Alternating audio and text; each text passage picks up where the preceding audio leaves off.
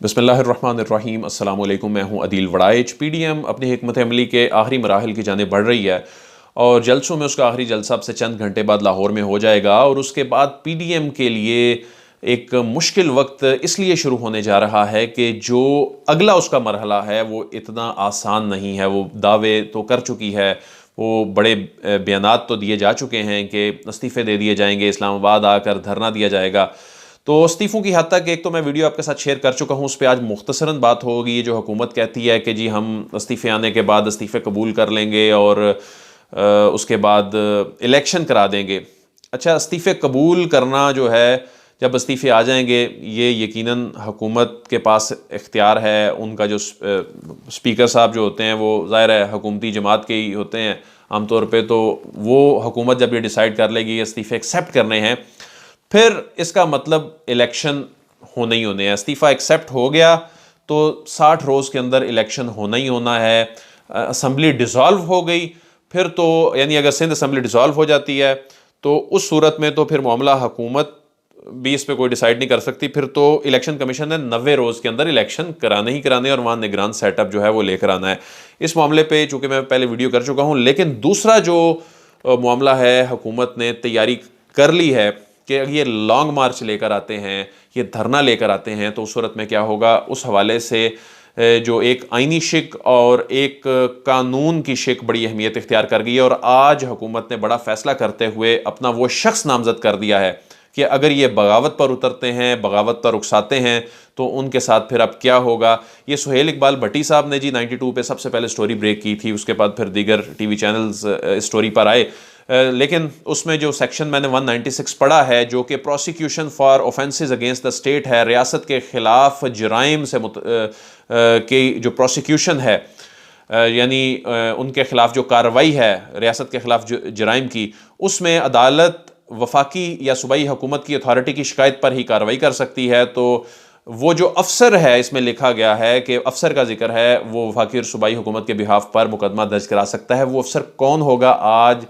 हुकूमत पाकिस्तान ने उसे नामजद कर दिया है। वो होगा सेक्रेटरी दाखिला, जो कि रियासत के ख़िलाफ़ बगावत और बगावत पर उकसाने वालों के ख़िलाफ़ फौरी कार्रवाई का फ़ैसला करेंगे।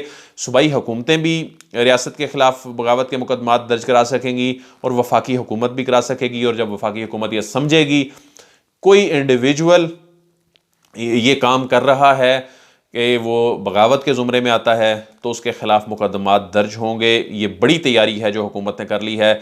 ये पावर जो है ये मिनिस्टर को नहीं इसलिए दी जा सकती थी जो कि शेख रशीद हैं, क्योंकि इसमें अफसर का जिक्र है और उसमें एक जो हाईएस्ट अथॉरिटी अफसरान में जो बनती थी वो सेक्रेटरी दाखिला की बनती थी। एडिशनल सेक्रेटरी की तजावीज़ भी थी, लेकिन हुकूमत ने फ़ैसला किया कि सेक्रेटरी दाखिला को ये इख्तियारात तफवीज़ किए जाएँ। अच्छा जी, ये तो हो गया इंडिविजुअल की हद तक। अब अगर कोई सियासी जमात ये काम करती है तो उससे मुतल्लिक सेक्शन जो आर्टिकल 17 है आइन का, ये बड़ी अहमियत इख्तियार कर गया है। सेक्शन 17 वैसे तो आज़ादी देता है सियासी जमातें बनाने की, यूनियन बनाने की, एसोसिएशंस बनाने की, लेकिन वो साथ ही साथ ये कहता है कि ये एसोसिएशंस और यूनियन बनाने का हर शहरी को जो हक़ है ये मशरूत है कि पाकिस्तान की हाकमियत आला, पाकिस्तान की सालमियत, अमन व अमा और जो अखलाक है इसके मफाद के ख़िलाफ़ नहीं जाया जा सकता। अगर कोई जाता है इसके ख़िलाफ़ तो क्या होगा कि अगर वफाकी हुकूमत ये ऐलान कर दे कि कोई सियासी जमात ऐसे तरीके पर बनाई गई है या अमल कर रही है जो पाकिस्तान की हाकमियत आला, सालमियत के लिए मुज़र है, तो वफाकी हुकूमत मज़कूरा ऐलान से 15 रोज़ के अंदर मामला सुप्रीम कोर्ट के हवाले कर देगी, जिसका फ़ैसला कतई होगा। तो इंडिविजुअल से निमटने के लिए जी CRPC का सेक्शन जो है वो 196 है। इस हवाले से हुकूमत ने अपनी तैयारी मुकम्मल कर ली है कि ये मुकदमात दर्ज होंगे और ये सेक्रेटरी जो हैं वो कराएंगे, मुकदमात दर्ज कराएंगे।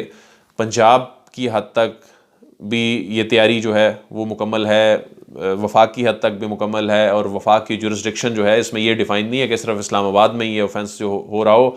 अगर लाहौर में या कराची में बैठ के कोई शख्स सोशल मीडिया पर या टेलीविज़न चैनल्स पर बैठ के ऐसी बात करेगा कि वो बगावत पर उकसा रहा होगा, तो CRPC का सेक्शन 196 फिर जो है वो हरकत में आएगा।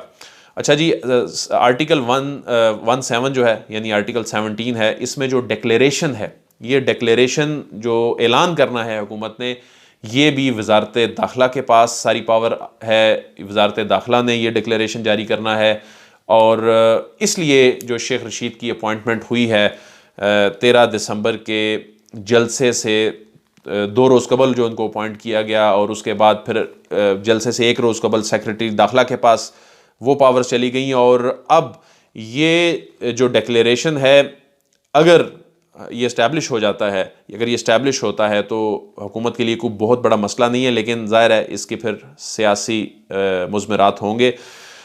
इसमें जी हर सियासी जमात, और इसमें कहा गया है कि कानून के मुताबिक अपने माली ज़राए के माखज़ के लिए जवाबदेह होगी। जो इलेक्शन एक्ट है 2017 का, उसमें भी सियासी जमातों से मुतल्लिक जो चीज़ें हैं उसमें फ़ॉरेन फंडिंग जो है वो उसकी ममानियत है।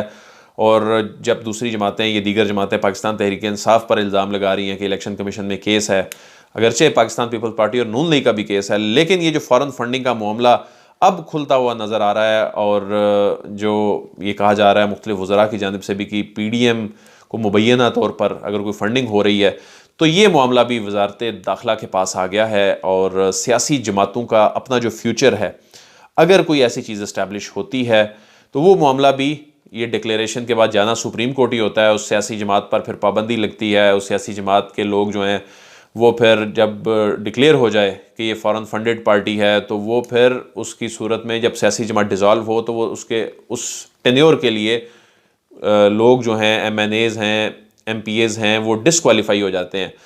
तो ये वो तैयारियां हैं जी जो हुकूमत ने कर रखी हैं। लेकिन इसके साथ ही जी आर्टिकल 6 में इसलिए पढ़ूंगा कि ये जो लोग कहते हैं ना कि हुकूमत पर इतना प्रेशर बन जाएगा, हुकूमत को फिर जाना ही पड़ेगा। बड़े बड़े दानिश्वर ये कहते हैं कि जी फिर क्या होगा जी, फिर कौन भेजेगा, ये नहीं कोई बताता कि बिल्ली के गले में घंटी बांधेगा कौन। तो कहते हैं जी नहीं, वो माहौल ऐसा बन जाएगा, हुकूमत को जाना पड़ेगा। हालांकि मैं इससे पहले बता चुका हूं कि सिर्फ तहरीक अदम एतमाद वो आईनी तरीका है जिससे हुकूमत को घर भेजा जा सकता है। लेकिन अगर कोई ऐसा करता है हुकूमत को घर भेजने के हवाले से, तो सेक्शन 6 कहता है कि जो कोई भी शख्स ताकत के इस्तेमाल या ताकत से या गैर आईनी तरीके से दस्तूर की तनसीख करे, यानी अगर आप ने हुकूमत को गैर आईनी तरीके से घर भिजवाना है या ख़त्म करना है, तो आपको फिर आइन को या तो मुअत्तल करना पड़ेगा या आपको आइन को तोड़ना पड़ेगा। तो इसमें यह कहा गया है कि कोई भी शख्स जो ताकत के इस्तेमाल से ताकत से या दीगर गैर आइनी ज़रिए से दस्तूर की तनसीख करे, तखरीब करे या मुअत्तल करे या इल्तवा में रखे या इकदाम करे या तनसीख करने की साजिश करे या तखरीब करे या मुअत्तल या इल्तवा में रखे, संगीन गद्दारी का मुजरिम होगा। कोई शख्स जो मज़कूरा अफ़ाल में मदद देगा, मुआवनत करेगा या शरीक होगा, इसी तरह वो संगीन गद्दारी का मुजरिम होगा। तो इसमें यह भी कहा गया है कि संगीन गद्दारी का अमल किसी भी अदालत के ज़रिए बशमूल अदालत उज़्मा और अदालत आलिया जायज़ नहीं करार दिया जा सकेगा। तो इस हवाले से फिर इसमें यह भी कहा है कि ये बज़रिया कानून ऐसे अशख़ास के लिए सज़ा मुकर्रर होगी संगीन गद्दारी का जो जिसे मुजरिम करार दिया जाएगा। तो वो कानून ज़ाहिर मौजूद है, वो कानून जो है वो सबके सामने है आर्टिकल 6 के हवाले से। तो यानी अगर तहरीक अदम एतमाद नहीं आती तो इसके अलावा कोई ऑप्शन नहीं है। इसके अलावा कोई शख्स ये ज़हन से निकाल दे कि हुकूमत को घर भिजवाया जा सकता है, क्योंकि आइन में ऐसी कोई गुंजाइश ही नहीं है। वो कौन ये रिस्क लेगा, कौन अपने लिए ये मौत जो है वो तैयार करेगा। ये आइन का आर्टिकल 6 मैंने आपको पढ़ के सुना दिया है। तो आइनी और कानूनी तौर पे हुकूमत के पास इतनी पावर्स हैं, लेकिन जो सियासी बयानबाजी और पैनिक में किए गए जो डिसीजंस हैं ना, यकीनन वो नुकसान पहुंचा सकते हैं। तो हुकूमत को इस हवाले से बड़े सोच समझ कर फैसले करने होंगे। लेकिन आइनी और कानूनी तौर पर उसके पास इतनी पावर्स हैं कि उससे कोई घर भिजवाने की ये जो ख्वाब लोग देख रहे हैं, ये नामुमकिन है अनलेस के तहरीक अदम एतमाद आ जाए। अदील वड़ाइश को इजाज़त दीजिए, आपसे फिर मुलाकात होगी। अल्लाह हाफ़िज़।